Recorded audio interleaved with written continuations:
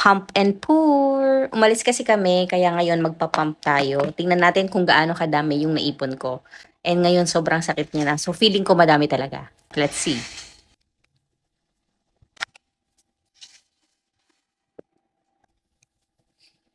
Favorite breast pump from Kiomo.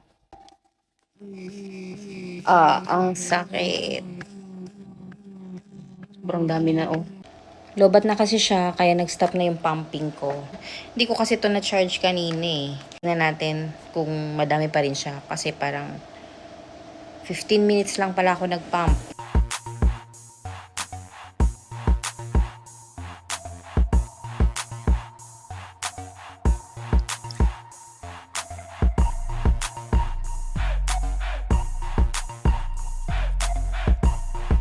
Left breast. Mas puno.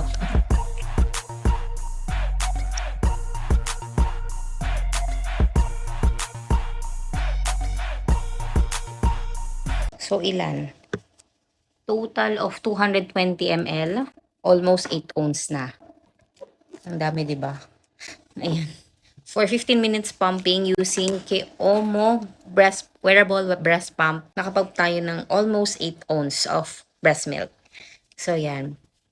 At least medyo naguminhawa na yung pakiramdam ko, nabawas-bawasan na rin yung pressure and yung pamamaga.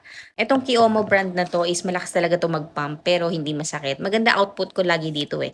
Kasi tingnan niyo naman yung ano bang tawag sa ganito, cup. Ang ganda ng cup nila, parang saktong-sakto sa bubi ko. Kaya marami talaga akong output kapag ito yung ginagamit ko. And alam niyo sa nakikita ko sa ibang mga content creator, ito yung ginagamit nila. Tapos gumagamit na lang sila ng iba't ibang motor kapag nalulubat to.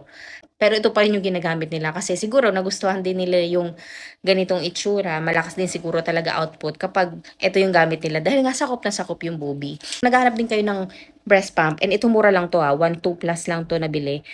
Sobrang sulit na kasi ang ganda ng function niya. Kiomo Wearable Breast Pump.